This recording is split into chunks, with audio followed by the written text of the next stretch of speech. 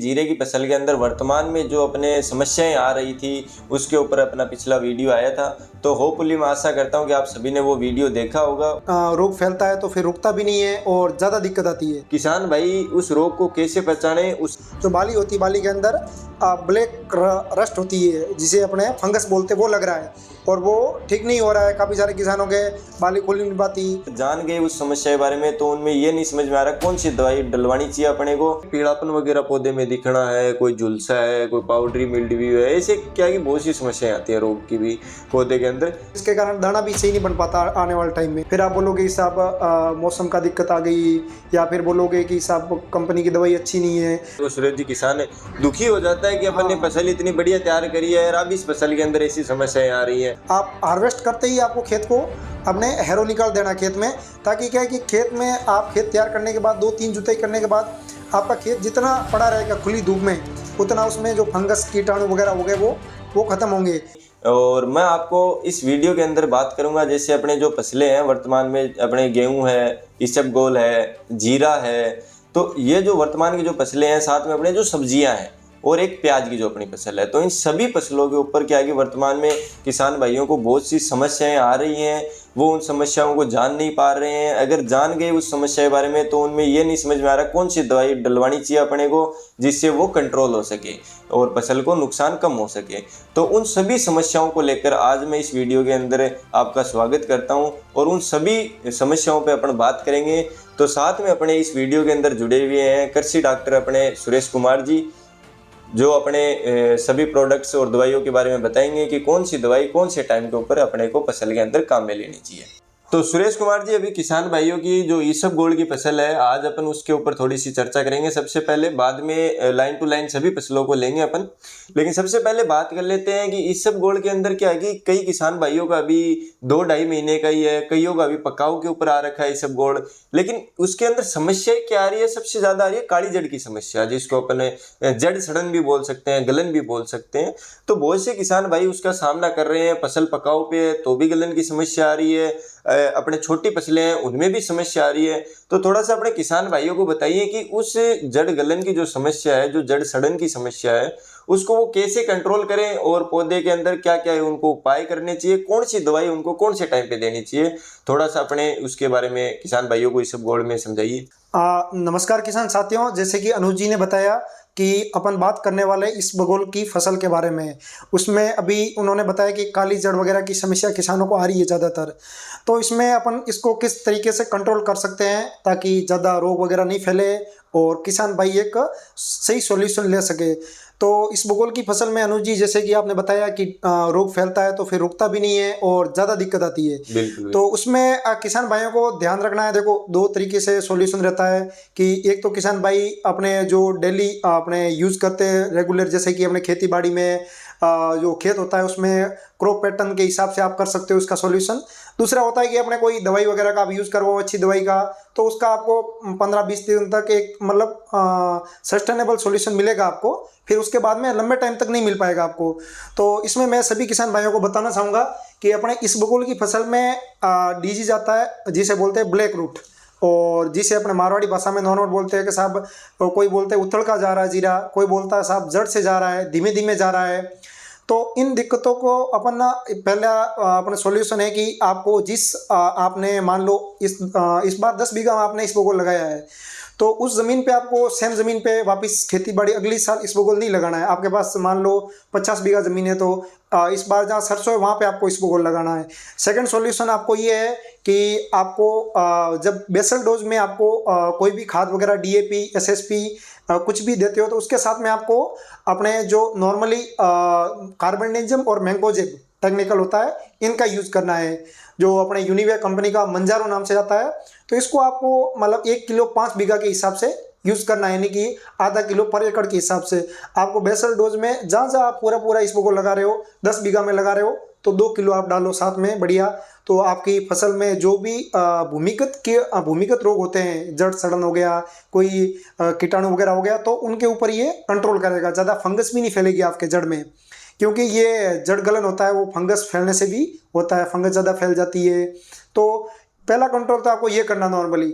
अब मैं किसान साथियों को बताना चाहूँगा कि साहब दूसरा कंट्रोल क्या करें। मान लो ये तो करते ही है, फिर भी प्रॉब्लम वगैरह कुछ आए, कोई किसान भाई ध्यान नहीं देते, ज़्यादातर फसल बड़ी होने के बाद फिर बोलते हैं कि साहब मेरे को ये दिक्कत आ गई, इसका सॉल्यूशन कैसे करें। तो जैसे कि अनुज जी ने बताया कि अपन को किसान को ऐसा सॉल्यूशन देना है ताकि किसान प्रत्येक टाइम पे, यानी कि पहले भी सॉल्यूशन कर सके और बाद में फसल अगर उसकी 20-30 दिन की होगी माना कि, तो भी उसका सॉल्यूशन दे सके। तो उनको नॉर्मली मैं बताऊंगा किसान साथियों को कि ये दिक्कत देखो, नमी होती है जड़ के अंदर, नमी से फंगस फैलता है और फंगस से अपने नॉर्मली ये डिजीज फैलता है, ये ब्लैक रूट। तो इसमें आपको अपने नॉर्मली फंगिसाइड का यूज़ करवाना है। मैं बताऊंगा आपको, कॉपर ऑक्सीक्लोराइड हो गया, इसका आप यूज़ करवा लो, अपने 50% आता है वेटेबल पाउडर फॉर्म में। इसके साथ साथ मैं आपको TMT 70% थायोफिनेट मिथाइल का यूज़ करवाऊँ।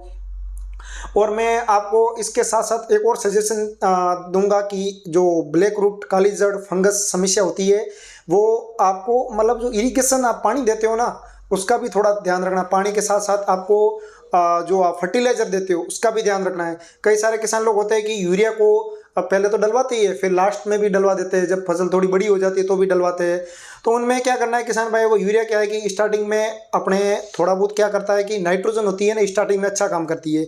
अगर उसी नाइट्रोजन को आप बाद में डलाओगे, जब आपको फॉस्फोरस और पोटेशियम का यूज करना, उस जगह अगर नाइट्रोजन डलवा दी, तो नाइट्रोजन पौधों के जड़ में नमी लाती है, नमी थोड़ी ज़्यादा लंबे टाइम तक रखती है, जिससे वो जड़ सड़ने लगती है और जिससे अपन काली पड़ जाती है सड़कें। नॉर्मली क्या होता है, फंगस लगता है तो जड़ के अंदर जो मतलब अपन को काली दिखती है, धारियाँ दिखती है, अपन जड़ उखाड़ते हैं तो कटी हुई लगती है जड़। तो ये दिक्कत आती है क्योंकि फंगस लग गया है, उसके अंदर नमी आ गई है। तो इनके लिए जो मैंने 2-3 टेक्निकल आपको बताया, इन टेक्निकल का यूज़ करना है। इसका कोई फिक्स आपको ऐसा नहीं है, कोई ऐसा कोई टेक्निकल नहीं है कि डलवाने के बाद में साहब मैंने अपने 40 दिन की डलवाया, फिर फसल जब अपने 75-80 दिन की होती है तब आपको, बिल्कुल भी नहीं है, ऐसा है नहीं। अगर आपको ये दिक्कत आ गई है पहले, तो ये दिक्कत आपको जिन पौधों में आ गई है उनमें वापस सही नहीं होगी ये डलवाने से। ये कि ये रोग आगे नहीं फैलेगा, क्योंकि जो मैंने टेक्निकल बताया इनका मतलब एक टाइम पीरियड होता है कि 15 दिन 20 दिन तक आपको ये रहेगा प्रभाव, फिर वापस आएगी। तो आपको जो मैंने 3-4 पॉइंट बताए, अपने इरिगेशन का, फर्टिलाइजर का, साथ में अपने फंगीसाइड का, इनको पूरा आपको अपने तरीके से यूज़ करना है कि बेसल डोज में मेरे को ये डलवाना है। तो आपको क्या है कि देखो, ऐसा नहीं है कि थोड़ी बहुत दिक्कत आएगी, लेकिन इन तरीके से आप कंट्रोल करोगे। लगभग मान लो आपके एग्जांपल के तौर पे 50% दिक्कत आ रही है, तो इस दिक्कत को आप 20% तक ले जा सकते हो। कैसा, 15-20% ही दिक्कत आ रही है मेरे, तो ये एक प्रकार का सस्टेनेबल सॉल्यूशन है। तो आपको एक जीरे में अच्छी पैदावार, मतलब जो इसबगोल की अच्छी पैदावार आप ले जा सकते हो इस तरीके से करके आप। बिल्कुल बिल्कुल सुरेश जी, बहुत अच्छी जानकारी दी आपने कि काली जड़ी की जो समस्या है किसान भाइयों, उसको आप कैसे कंट्रोल कर सकते हो। मतलब शुरुआत में सुरेश जी ने बताया कि कार्बेंडाजिम, मैनकोजेब, जो मंजारो अपने जो दवाई आती है उसको काम में लो शुरुआत में, तो आपके आगे समस्या ही नहीं आएगी। और फिर भी मान लो आगे आपके समस्या आ रही है, तो वहाँ पे थायोफिनाइट मिथाइल 70%, कॉपर ऑक्सीक्लोराइड 50%, अपने ये दोनों केमिकल काम में लो, जिससे वहीं कंट्रोल हो जाएगी वो चीज़। तो ये बहुत अच्छी जानकारी दी आपने सुरेश जी, जिससे किसान भाइयों का बहुत नुकसान हो रहा था फसलों के अंदर, ये कंट्रोल हो सके, ये जरूरी था अपने। मैं थोड़ी सी और एक और इसबगोल के बारे में जानकारी लेना चाहूँगा सुरेश जी, कि किसान भाई बहुत सी समस्याओं का सामना कर रहे हैं कि बहुत बार तो कीट आ जाते हैं, जो क्या है कि पौधे के ऊपर बैठ के रस चूसने का काम करते हैं, जिससे पौधा सूखने लग जाए। और साथ में अपने क्या है कि कई बार पीलापन आ गया है, झुलसा आ गया है, ब्लाइट आ गया है। तो ऐसी बहुत सी समस्याएं किसान भाइयों को दवाई देते देते भी ये समस्याएं देखने को मिलती हैं इसबगोल के अंदर। तो अपने थोड़ा सा ये बताइए कि सुरेश जी, किसान भाई उस रोग को कैसे पहचाने, उस कीट को कैसे पहचाने, कौन कौन से रोग उनको देखने को मिल सकते हैं इसबगोल में, कौन कौन से कीट उनको देखने को मिलते हैं, और उनका क्या क्या दवाई अपने को ट्रीटमेंट करना चाहिए, जिससे किसान की फसल सेफली बच सके और एक बढ़िया उत्पादन उनको दे सके। तो जैसे अनुज जी ने बताया कि अपन ने काली जड़ वगैरह का डिस्कशन कर लिया, ये सॉल्यूशन आपको मिल गया, आप थोड़ा बहुत देखोगे तो मतलब हो जाएगा। बाकी अभी इंसेक्टिसाइड, यानी कि अपने जैसे इंसेक्ट की दिक्कत आई तो नॉर्मली किसान देखते हैं कि कौन कौन से इंसेक्टिसाइड यूज़ करवा, अलग अलग देखते हैं।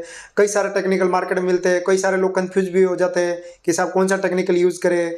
इसमें नॉर्मली अपने इंसेक्ट क्या करते हैं कि जैसे जीरे का पौधा होता है, जो थोड़ा बड़ा होने के बाद उसकी पत्तियाँ बहुत नरम रहती है थोड़ी बहुत, तो क्या है कि रस चूसक कीट होते हैं ना, जैसे अपने एफिड हो गया, जेसीड हो गया, मेला मच्छर जिसे अपन नॉर्मली भाषा में बोलते हैं, थ्रिप्स हो गया, छोटे छोटे जीवाणु होते हैं, किसान अपनी लैंग्वेज में बोलते हैं कि साहब काला मच्छर उड़ रहा है, कोई जैसे थ्रिप्स लग गया तो उसको बोलते हैं साहब ये मतलब ब्लैक ब्लैक पत्तों के ऊपर जम जाता है, जिससे क्या है कि पत्तियां धीमे धीमे वो सूख जाते हैं, जिससे क्या होता है कि जो उसकी पौधे की वेजिटेटिव ग्रोथ है वो इफेक्ट होती है, जिसके कारण दाना भी सही नहीं बन पाता आने वाले टाइम में। तो किसानों को इसमें देखो, किसान दो प्रकार से इसका सॉल्यूशन ले सकते हैं कि एक तो ये होता है कि कोई किसान देखता है कि साहब मेरा जीरा है उसमें मेरे को ज़्यादा इंसेक्ट वगैरह यूज़ नहीं करवाना, मतलब इंसेक्टिसाइड वगैरह इंसेक्ट के लिए, तो उसमें उनको कोई अपने जैसे नॉर्मली नीम ऑयल वगैरह होता है तो उनको यूज़ करवाइए। नीम ऑयल क्या करता है कि थोड़ा बहुत कंट्रोल करता है जीरे में, मतलब ये इसबगोल की फसल में। तो ये पत्तियों के ऊपर जो इसका थोड़ा बहुत अपने जैसे नीम ऑयल होता है तो इसके अंदर अपने एजाडिरेक्टिन एक प्रकार का टेक्निकल होता है थोड़ा बहुत, तो वो यूज़ करते हैं। इसका मतलब अपने 3 से 5 ml यूज़ करवाना है अपने पर लीटर पानी में, पानी के हिसाब से, तो वो उसके ऊपर जाएगा तो थोड़ा बहुत खारपन बढ़ेगा। खारपन बढ़ने से क्या होता है कि वो थोड़ा बहुत इंसेक्ट वगैरह नहीं आएंगे। तो एक तो ये सॉल्यूशन हो गया जो किसान अपने के इंसेक्ट वगैरह इंसेक्टिसाइड से ज़्यादा यूज़ नहीं करवाना अपने नॉर्मली, तो इससे भी कंट्रोल हो जाएगा। दूसरा है कि साहब अभी एक स्टार्टिंग एज मतलब होता है कि साहब थोड़ा थोड़ा मेरे को दिख रहा है, कभी मीडियम में होता है कि साहब अभी थोड़ी दिक्कत आ रही है, ज़्यादा नहीं आ रही है, तो मेरे को कुछ ऐसा सॉल्यूशन बताओ जिसे प्रिवेंटिव तौर पे मैं यूज़ कर सकूँ ताकि आने वाले टाइम में ज़्यादा इंसेक्ट वगैरह नहीं फैले।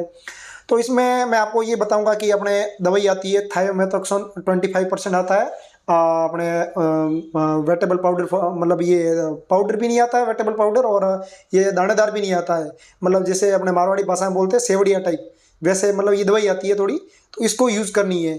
ये दवाई थायोमेथोक्सोन 25% एक प्रकार का अपने सिस्टमेटिक टेक्निकल है, यानी कि ये पौधे के अंदर जाके पूरा पौधे के ऊपर काम करता है। तो मतलब बढ़िया टेक्निकल है। स्टार्टिंग काफ़ी सारे किसान ये 25% वाला टेक्निकल से मतलब पूरी फसलें भी लास्ट में भी डलवाते हैं और स्टार्टिंग में भी डलवाते हैं। तो सिस्टमेटिक है, अच्छा काम करता है, ज़्यादा महंगा भी नहीं है, तो किसान इसको एक अच्छे तरीके से देखते हैं। तो आप इसको यूज़ करवाए जो अपनी यूनिवे कंपनी का यूनिवा करके आता है, तो आपको अलग अलग हर जगह मिल जाएगा, जो भी आपका नियर बाय गैलेक्सी पार्टनर है वहाँ से आप ले सकते हो। बाकी मैं आपको ये भी सॉल्यूशन बताऊंगा कि इसके बाद मान लो कोई किसान के ज़्यादा दिक्कत आ गई है, बहुत ज़्यादा दिक्कत आ गई है साहब कि अब ये नॉर्मल 25% है तो इससे तो फिर होगा नहीं, ये आप डलवा भी दोगे, फिर आप बोलोगे कि साहब मौसम का दिक्कत आ गई, या फिर बोलोगे कि साहब कंपनी की दवाई अच्छी नहीं है। तो इसमें आपको क्या करना है कि नॉर्मली अपने जब पानी पिलाने के बाद में आपको ज़्यादा, जैसे सर्दियों के अंदर अपने सुबह के टाइम ओस ज़्यादा रहती है, तो आपको 12 बजे के बाद में 2 बजे बाद में जब धूप वगैरह थोड़ी कम हो जाए और पानी ऊपर नहीं रहे फसलों के ऊपर, तब आपको स्प्रे करवाना है। जैसे 25 नीम ऑयल बताया उसका भी करवा सकते हो, इसका भी करवा सकते हो अपने थायोमेथोक्सोन का। दिक्कत ज़्यादा हो, पत्तियाँ वगैरह ज़्यादा रस सूस लिया हो, या फिर उसके पत्तियों के अंदर छेद पड़ गए हो, तो अपन को थोड़ा एक अच्छा टेक्निकल अपने आता है, अपने यूनिवे कंपनी का ही आता है यूनि तेजस करके, तो उसको आपको यूज़ करवाना है, जो अपना काफ़ी अच्छा टेक्निकल है। इसके अंदर अपने आता है टोल्फेनपराइड आता है 15% इसी फॉर्म में आता है, तो इसको यूज़ करवाओगे तो आपका जैसे कि थायोमेथोक्सोन से कंट्रोल नहीं हो रहा है तो इससे थोड़ा बेहतर कंट्रोल होगा, किसान को अच्छा रिजल्ट मिलेगा। साथ साथ में स्प्रे करवाने के मतलब 3 से 4 दिन में आपको ऐसा लगेगा कि जो अपने कीट पतंग उड़ रहे थे, रस अपने पत्तियों में रस सूसक कीट लग रखे थे, वो धीमे धीमे मिटना स्टार्ट हो जाएंगे और आपकी फसल सही होने लग जाएगी, तो आपको एक प्रकार का अच्छा कंट्रोल हो जाएगा। इसका जो मैं बताऊँ यूनि तेजस बताया आपको, तो इसका टोल्फेनपराइड का डोज थोड़ा ज़्यादा रहेगा। तो डोज ज़्यादा है इसका मतलब ये आपको समझ लेना चाहिए, थोड़ा ज़्यादा जिन टेक्निकल का थोड़ा ज़्यादा डोज रहता है वो अपने मतलब कॉन्टैक्ट टाइप से काम करते हैं, यानी कि ये सिस्टमेटिक फंगीसाइड नहीं, एक प्रकार का कॉन्टैक्ट फंगीसाइड है, यानी कि जिन जिन इंसेक्ट के कॉन्टैक्ट में ये आएगा जो जो भी कीट तो वो उनको मार देगा, बाकी जो अंदर घुस के ये पूरा मतलब ऐसा साफ कर देगा वैसा नहीं है। इसका डोज भी थोड़ा ज़्यादा रखना पड़ेगा अपन को, लगभग आपको अपने 400 से 500 ml पर एकड़ का रखना पड़ेगा, जिसे अपन बोल सकते हैं कि आपको लगभग 40 से 45 ग्राम रखना पड़ेगा आराम से। इतना रखोगे तभी आपके ऊपर ये काम करेगा बड़ी अच्छे तरीके से, क्योंकि ये पूरा ऊपर से काम कर लेगा, ऊपर से जो कीट पतंग वगैरह हो रहे हैं उनको मार देगा। अब किसान भाई बोलते हैं कि थोड़ा और अच्छा टेक्निकल चाहिए, तो फिर अपने डाइनिटोफोरन आता है 20% इसी फॉर्म में अपने यूनिवे कंपनी का, जिसे मोटारो नाम से बोलते हैं, तो बढ़िया टेक्निकल ये भी इससे थोड़ा हाई लेवल का है और सिस्टमेटिक रूप से वो काम करता है, तो उसको काम कर सकते हो। तो वो थोड़ा मतलब ये थायोमेथोक्सोन हो गया अपना यूनिवा, अपना जो मैंने अभी बताया आपको यूनि तेजस हो गया, इन दोनों से भी बढ़िया काम करेगा। ये अपने यूनिमोटारो है, तो आप इसको यूज़ करवाइए फिर। तो ये मतलब 2-3 टेक्निकल है जिसको आपने स्टार्टिंग एज में थायोमेथोक्सन यूज़ करवा लिया, जब फसल 55-60 दिन की होगी तब यूनि तेजस का यूज़ करवा दिया। फिर इसके बाद जब फसल बड़ी हो गई तो भी जब मौसम चेंज हो जाता है, अभी पता है कि अभी जैसे जो मौसम चल रहा है फरवरी मंथ का, तो यहाँ पे क्या है कि कभी कभार गर्मी वाली हवा चलने लग जाएगी, 5-10 दिन गर्मी वाली चली फिर वापस सर्दी वाली हो जाएगी, तो उसमें क्या है कि मौसम चेंज होता है तब कीट ज़्यादा आते हैं, तो उसमें थोड़ा अच्छा टेक्निकल यूज़ करवाना पड़ता है, जैसे कि मैंने आपको यूनिमोटारो करके बताया। तो इस प्रकार से ये किसान सभी अपने जो इंसेक्ट वगैरह है इनका सॉल्यूशन बिठा के इस भूगोल में एक अच्छी पैदावार ले सकते हैं। बिल्कुल बिल्कुल सूरज जी, बहुत अच्छी जानकारी दी आपने कि इसबगोल के अंदर जो कीट लग रहे हैं, जो पौधों के रस चूस रहे हैं, तो उनको कैसे कंट्रोल किया जा सकते है। अपने जैसे किसान भाइयों को आपने 3 दवाइयाँ बता दी। आप शुरुआत में वाह है जो दवाई वो काम में लीजिए, उसके बाद में तेजस जो दवाई आती है उसको काम में लीजिए, फिर अगर और भी हाई लग रहा है आपको तो मोटारो अपने काम में लीजिए। बहुत बढ़िया जानकारी दी साहब। तो मैं आपको ये कहना चाहूँगा सुरेश जी, अपने चलो कीट वगैरह तो कंट्रोल हो जाता है, लेकिन उसके बाद में क्या है कि पीलापन वगैरह पौधे में दिखना है, कोई झुलसा है, कोई पाउडरी मिल्ड्यू है, ऐसे क्या है कि बहुत सी समस्याएं आती है रोग की भी पौधे के अंदर। तो किसान न तो उस रोग को पहचान पाता है, न उसके अंदर दवाई से दे पाता है ढंग से कि कौन सी दवाई देनी चाहिए, और वो उसको मार्केट में जाके भी सही नहीं बता पाता है। तो कृपया करके थोड़ा सा बताइए कि रोग कैसे आता है, उसमें क्या लक्षण होते हैं उसके, और उसमें क्या दवाई अपने को इसबगोल के अंदर देनी चाहिए किसान भाइयों को। हाँ बिल्कुल बिल्कुल अनुज जी, आपने जैसे बताया कि अपने जो फंगस के कारण कौन कौन से अपने इसबगोल में रोग लगते हैं, बिल्कुल तो इनके बारे में भी किसानों को पता होना चाहिए, ताकि क्या है कि इंसेक्ट का तो कंट्रोल कर लेंगे किसान लोग, लेकिन फंगस का कंट्रोल नहीं होगा तो भी मतलब उसमें रोग वगैरह ज़्यादा फैलेंगे। तो किसानों को नॉर्मली मैं ये बताऊँगा कि फंगिसाइड फंगस वाले जो रोग होते हैं उनको अपन को 2-3 प्रकार के अपने नॉर्मल डिजीज आते हैं, जो किसान बोलते हैं कि जैसे अपने इन्होंने बताया अनुज जी ने, जैसे पाउडर वाला रोग आ गया, जैसे पाउडर मिल्ड्यू बोलते हैं, जिसमें पत्तियां अगर नीचे की तरफ झुक जाती है थोड़ा बहुत, अगर उसमें धब्बे वगैरह दिखते हैं, डाउनी मिल्ड्यू हो गया, पाउडरी मिल्ड्यू हो गया। इसके साथ साथ में जो फंगस के कारण मैंने आपको जो भूमिगत बताया, भूमिगत रोग जो रूट रोट आया, तो वो भी फंगस के कारण लगता है। तो ये 2-3 नॉर्मल अपने डिजीज हो गई है।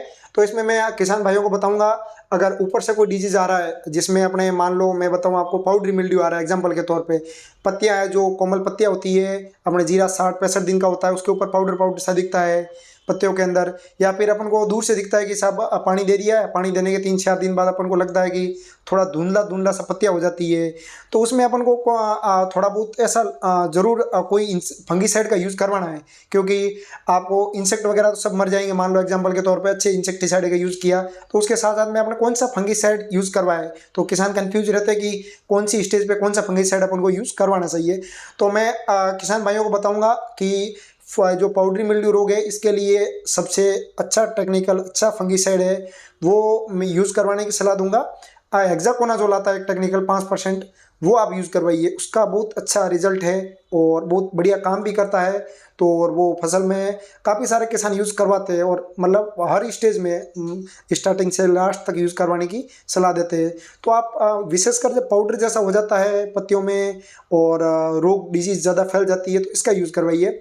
इसके अलावा आप ज़्यादा मतलब कि साहब ये तो यूज़ करवाते ही है, मेरे को थोड़ा और भी सॉल्यूशन बताइए, तो आप अपने जो घुलनशील सल्फर आती है 80%, तो पर लीटर के हिसाब से 2 ग्राम 1 लीटर पानी में 2 ग्राम के हिसाब से उस सल्फर को भी, जो घुलनशील सल्फर होती है 80% वाली, तो वो फंगस का भी काम करती है, तो वो भी आप इस हेक्साकोनाजोल की जगह वो भी आप यूज़ करवा सकते हो। तो वह 2 तरीके से बेनिफिट करेगी, जो फंगस पे भी काम करेगी।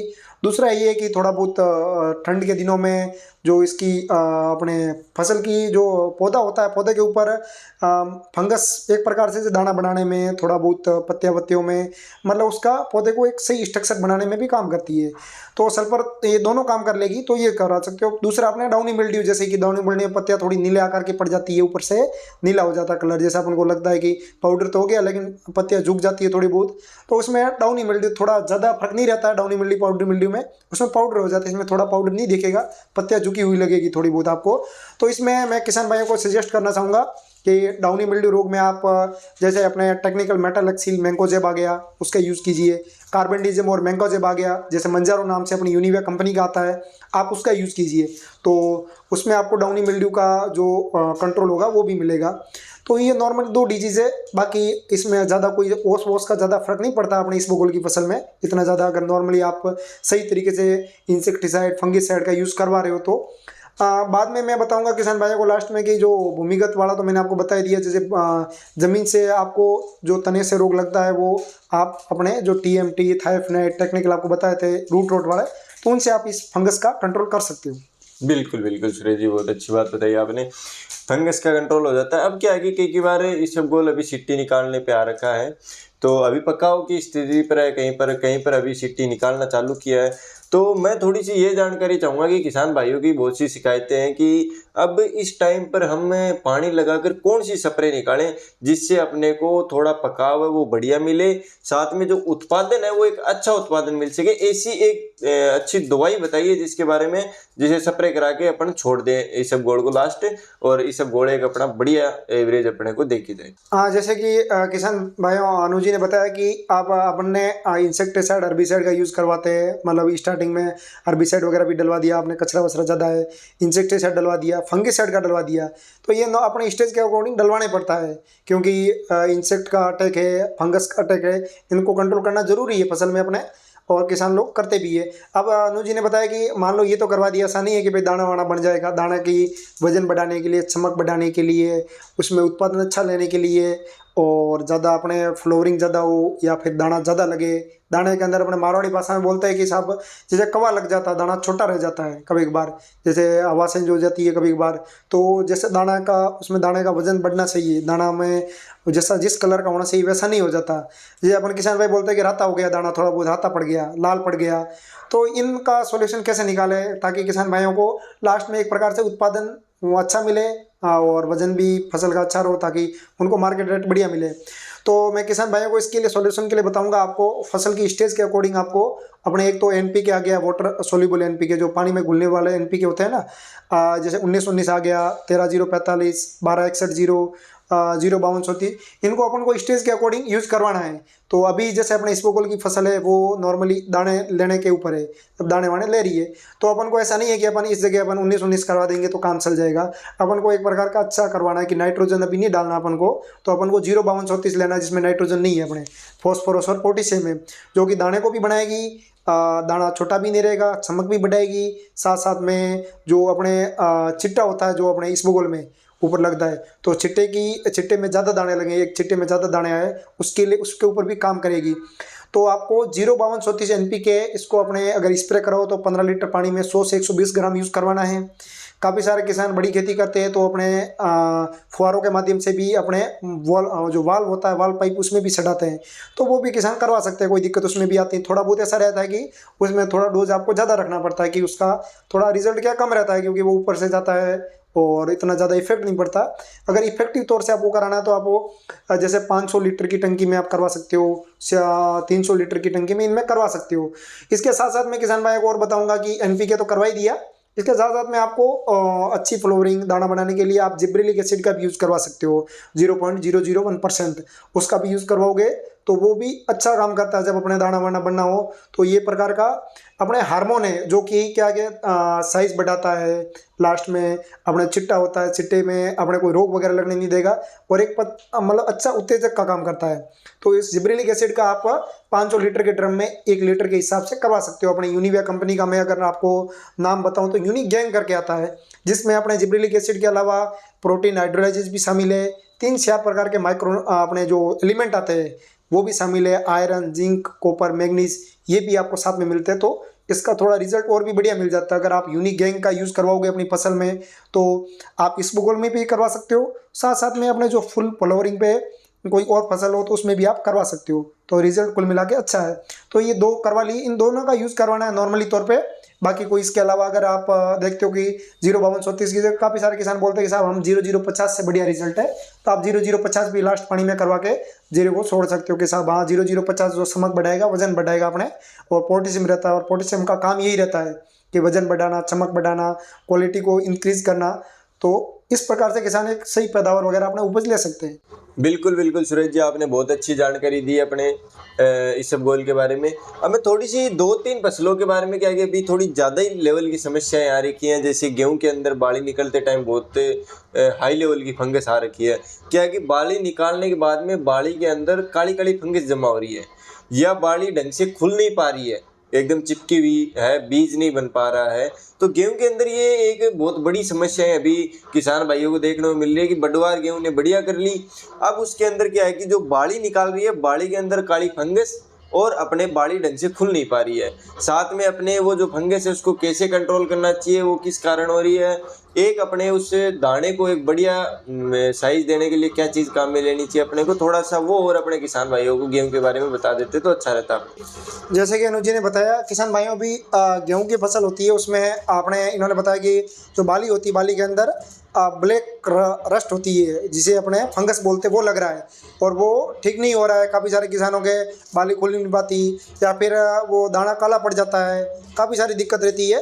तो इसको किसान किस तरीके से कोई अच्छा सॉल्यूशन, कोई अच्छा टेक्निकल यूज़ करे या फिर किस प्रकार से इसको कम कर सकता है, या फिर ये डिजीज़ आए नहीं इसके लिए क्या सॉल्यूशन होता है, तो मैं नॉर्मली किसान भाइयों को बताऊँगा कि जब अपने जो ब्लैक रस्ट में बोल रहा हूँ, जो काला फंगस होता है, ये नॉर्मली ज़्यादातर जब मौसम होता है जो नमी वाला होता है, कि मौसम नमी वाला होता है, या फिर अपन ने इसमें गेहूं की फसल में आपने पहले कौन कौन से यूज़ करवाया फंगीसाइड, इंसेक्टिसाइड वगैरह, अगर नॉर्मली कोई यूज़ नहीं करवाया आपने, अगर मौसम थोड़ा बादल ज़्यादा हो रखे, बारिश वगैरह हो गई हो, जैसे अपने राजस्थान में मावट वगैरह भी होती है कभी कभार, तो नॉर्मली उस टाइम क्या है कि नमी ज़्यादा हो जाती है तो वो ब्लैक रस्ट लग जाता है, उसमें कोई काफ़ी सारे किसानों की दिक्कत आती है।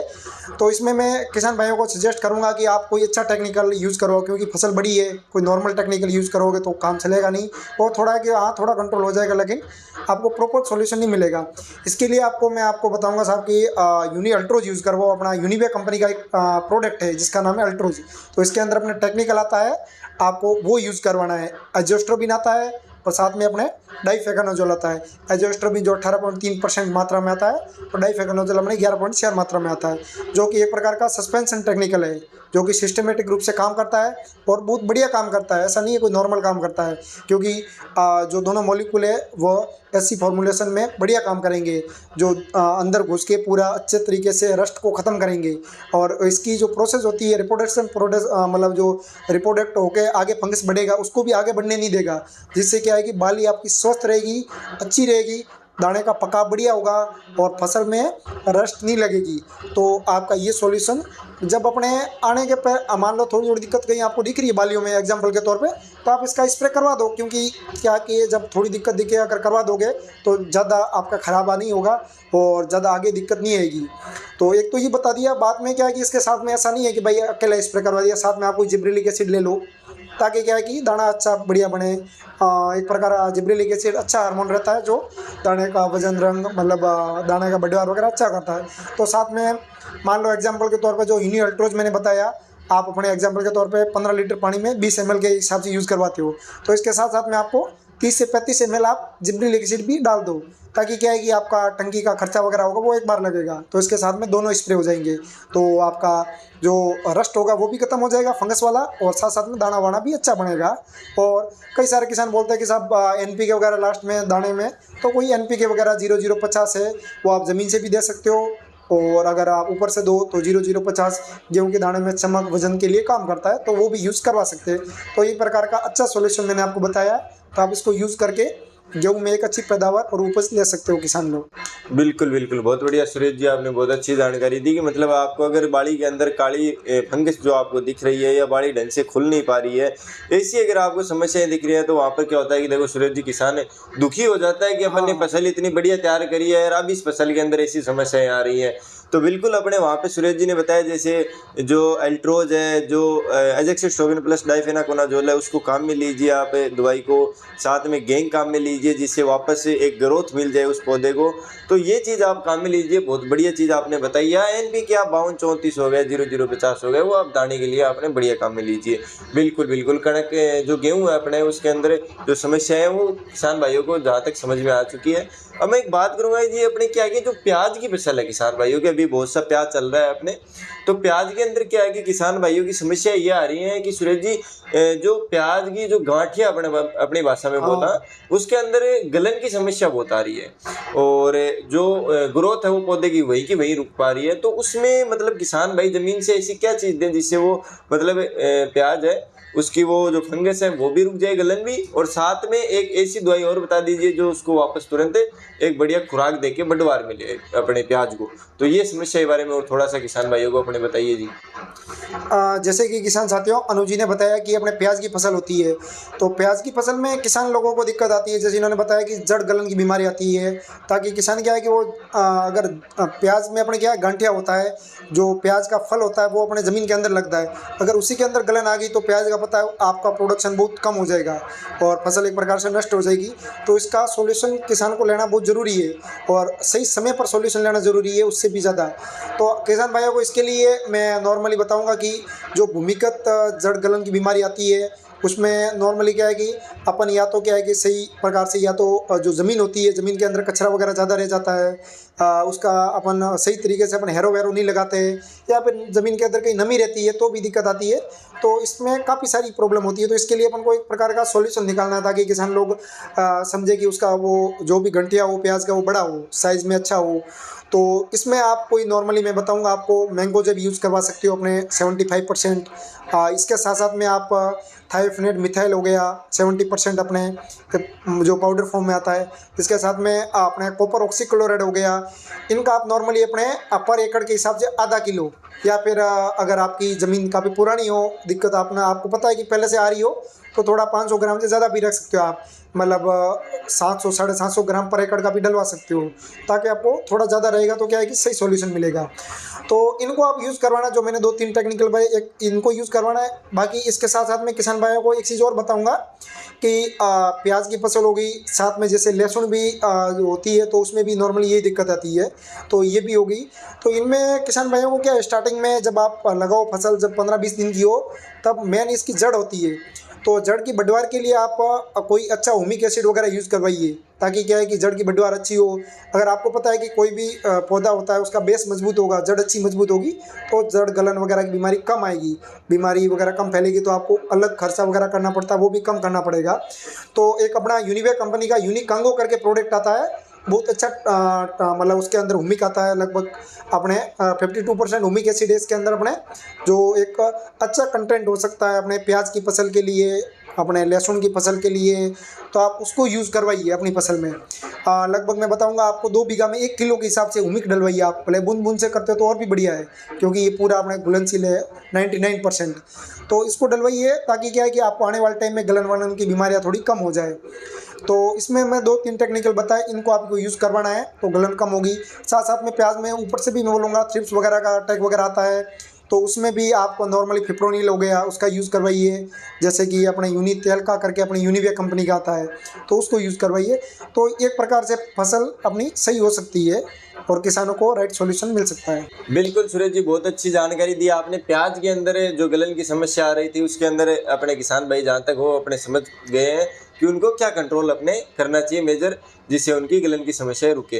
तो एक मैं आपसे जानकारी लेना चाहूँगा कि अपने जो किसान भाई है वो अपने अभी कुछ सब्जियां लगाने का विचार कर रहे हैं, जैसे कोई भिंडी लगाने का विचार कर रहा है, कोई पत्ता गोभी, कोई फूल गोभी, कोई टमाटर की फसल अपने को करने की सोच रहा है, कोई अपने तरबूज वगैरह लौकी वगैरह लगाने की सोच रहा है। तो मैं थोड़ी सी ये जानकारी लेना चाहूँगा, जैसे ये जो अपनी सब्जियों वाली जो फसलें ये लगा रहे हैं अपने किसान भाई, तो उनको कैसे क्या ज़मीन को अपने तैयार करना चाहिए, और शुरुआत में अपने को उनको कौन सी जो ऐसी खाद है या कोई दवाई है जो उनको शुरुआत में डाल देनी चाहिए, जिससे उनके अपने अंकुरण वगैरह भी बढ़िया हो और एक अपने ज़मीन भी बढ़िया तैयार हो, और पौधा है जो अंकुरण पूरा करे और पौधा एक बढ़वार बढ़िया ले सके शुरुआत में, चाहे वो अपनी बेल वाली फसलें हैं, चाहे वो अपनी भिंडी है, चाहे गुआर की फली है अपने, चाहे अपना तरबूज वगैरह लौकी वगैरह है। तो थोड़ा सा सब्जियों के बारे में किसान भाइयों को बताइए जो अभी तैयारी वगैरह चालू कर रहे हैं अपने कुछ एरिया के अंदर, थोड़ा सा उसके बारे में जरूर बताइए जी। तो किसान साथियों, जैसे कि अपने रबी की फसल के बाद में किसान अपने जो समर सीजन वाली सब्जियां वगैरह होती है ये लगाते हैं, ताकि क्या है कि गर्मियों में काफ़ी सारे किसान होते हैं कि जैसे उनकी ज़्यादा कोई दूसरी फसल नहीं लगाते, बाजरा वगैरह करते हैं नॉर्मली किसान लोग, साथ साथ में सब्जियां ज़्यादा लगाते हैं, जैसे कि तरबूज हो गया, खरबूज हो गया, भिंडी हो गया, अपने जो बेल वर्गीय सब्जियां होती है जैसे कि कद्दू वगैरह हो गया, तरबूज वगैरह, ये सब लगाते हैं नॉर्मली। अपने टिंडी हो गई, तो इनमें किसान भाइयों को काफ़ी सारी दिक्कत आती है कि खेत वगैरह सब तैयार कैसे करें। मान लो खेत वगैरह में इस प्रकार से तैयार करें कि आगे जाके ज़्यादा दिक्कत नहीं आए, कोई रोग वगैरह नहीं लगे। तो उनको किस तरीके से करना है, तो मैं किसान भाइयों को सबसे पहले बताऊंगा कि आपको खेत को जल्दी तैयार करना है। आप जब रबी की सीज़न निकाल दो, आप हार्वेस्ट करते ही आपको खेत को अपने हैरो निकाल देना खेत में, ताकि क्या है कि खेत में आप खेत तैयार करने के बाद 2-3 जुताई करने के बाद आपका खेत जितना पड़ा रहेगा खुली धूप में, उतना उसमें जो फंगस कीटाणु वगैरह हो गए वो ख़त्म होंगे। और लगभग नॉर्मली यही है कि आप एक क्रॉप लेने के बाद में 10 से 15 दिन तक खेत में जुताई करने के बाद में खाली छोड़ देना चाहिए, ताकि क्या है कि जो अपशिष्ट अवशेष वगैरह होते हैं वो आराम से उसके अंदर उसका अपघटन हो जाए कुल मिला के। फिर बाद में किसान भाइयों को ये करना है कि नॉर्मली तौर पे आप पर एकड़ के हिसाब से 2 से 2.5 टन अपने गोबर का खाद यूज़ करवा सकते हो, वर्मी कंपोस्ट डलवा सकते हो, या फिर साथ में आप कोई अपना खुद का जैविक खाद वर्मी वास वगैरह बनाते हो तो उनका आप यूज़ अपने खेत में करवा सकते हो, ताकि क्या है कि एक प्रकार से खेत उपजाऊ रहे अपने और आने वाले टाइम में सब्जियां बढ़िया हो। दूसरा ये कि काफ़ी सारे किसान अपने फॉस्फोरस से डीएपी भी डलवाते हैं ताकि ज़मीन मजबूत रहे, तो उनका भी यूज़ करवा सकते हो। नॉर्मली जो गोबर की खाद वगैरह ज़्यादा यूज़ करवाते हैं वो डीएपी वगैरह अपने रबी की फसल में ज़्यादा डलवाते हैं, सब्जियों में इतनी यूज़ नहीं करते हैं। इसके साथ साथ में किसान भाइयों को मैं एक और सजेस्ट करूंगा कि अपने यूनिविया कंपनी का एक बहुत बढ़िया खाद आता है आशीर्वाद गोल्ड करके, जो अपनी राजस्थान की मिट्टी होती है, ऑर्गेनिक कार्बन कम रहता है, तो ये एक ऑर्गेनिक कार्बन से भरपूर अपना एक खाद है आशीर्वाद गोल्ड। तो किसान भाइयों ये आपको ये जो मैंने गोबर की खाद बताई, वर्मी कंपोस्ट बताई, इनका तो यूज़ करवाना ही है। साथ साथ में अपने यूनिविया कंपनी का आशीर्वाद नाम से एक प्रकार का एक ज़मीन सुधारक आता है, यानी कि अपने मिट्टी में सॉइल को रीजनरेट करेगा, यानी कि अपने नए नए बैक्टीरिया बनेंगे सॉइल में, क्योंकि इसके अंदर अपने ऑर्गेनिक कार्बन रहता है 20%, साथ में अपने 5 से 6 प्रकार के माइक्रो न्यूट्रिएंट होते हैं। तो वो एक प्रकार से ज़मीन के अंदर अपने आपको स्टार्टिंग अवस्था में फसल में पीलापन नहीं आने देंगे। ऑर्गेनिक कार्बन काम करेगा कि अपने स्टार्टिंग में जड़ की बढ़वार के लिए, पौधे की स्टार्टिंग बढ़वार के लिए अच्छा काम करेगा और ज़मीन को उपजाऊ बना के रखेगा, जिससे जो लाभदायक बैक्टीरिया वगैरह होंगे उनमें वृद्धि होगी कुल मिला के। तो इस ज़मीन सुधारक खाद को, जिसे अपन सॉइल रीजनरेटर बोलते हैं, इसको आपको यूज़ करवाना है। एक प्रकार का जैविक खाद है, ऑर्गेनिक खाद है, तो बढ़िया काम करेगा, तो आप इसको भी यूज़ करवा सकते हो। और इसका अपने लगभग पर बीघे के हिसाब से 4 से 5 किलो इसका डोज रखना है, तो आप यूज़ करवाइए। इसके साथ साथ में बाद में देखो अपन ने अभी नॉर्मली जो ज़मीन तैयार कर ली, खाद डलवा दिया, अभी मान लो फसलें वगैरह लगा दी, एग्जाम्पल के तौर पे आपने भिंडी लगा दी, एक अच्छी वैरायटी लगा दी, एग्जाम्पल के तौर पे आपने एडवांटा की राधिका वैरायटी लगा दी, राधिका वैरायटी आपने लगा दी कि साहब बढ़िया वैरायटी है, मैंने लगाई है, तो मेरे को आगे इसमें काफ़ी सारी दिक्कतें आती है। मान लो स्टार्टिंग में आपको क्या डलवाना है, फिर फसल थोड़ी बड़ी हो तब क्या डलवाना है, फिर जब आप हार्वेस्टिंग स्टेज पे आए तब क्या डलवाना है। तो मैं एक एग्जांपल ले रहा हूँ, काफ़ी सारी फसलें, भिंडी का एग्जांपल ले रहा हूँ।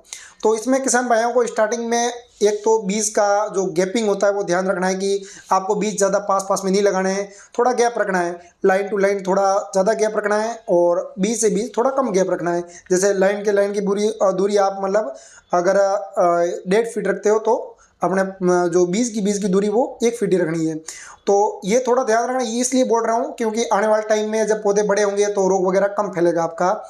इसके साथ में दूसरी बात आपको बताऊंगा कि स्टार्टिंग में आपको यूनिकांगो जो मैंने प्रोडक्ट बताया इसका आपको यूज़ करवाना है। जब फसल आपकी 15 से 20 दिन की हो, आप कचरा वगैरह निकाल दो, तो यूनिकांगो आप बूंद बूंद से कर रहे हो तो आप पंप के अंदर दे सकते हो, और अगर आप वैसे नॉर्मली तौर से करते हो तो आप वैसे ऊपर से अपने रेती के साथ मिला के डलवा दो और पानी पिला दो। तो ये अपने स्टार्टिंग में जड़ की बढ़वार के लिए बहुत बढ़िया काम करेगा और पौधे में कोई ऊपर से स्ट्रेस वगैरह नहीं आएगा ज़्यादा अगर इसको यूज़ करवाओगे तो आपको। और साथ साथ इसके साथ में मैं आपको एक और प्रोडक्ट बताऊंगा, अपनी यूनिविया कंपनी का आता है यूनि मैजिक करके, तो आप उसको भी स्टार्टिंग छोटे जो पौधे होते हैं उनमें आप यूज़ करवा सकते हो। एक प्रकार का ऑर्गेनिक अपने फर्मेंटेड लिक्विड है जो बहुत बढ़िया काम करता है।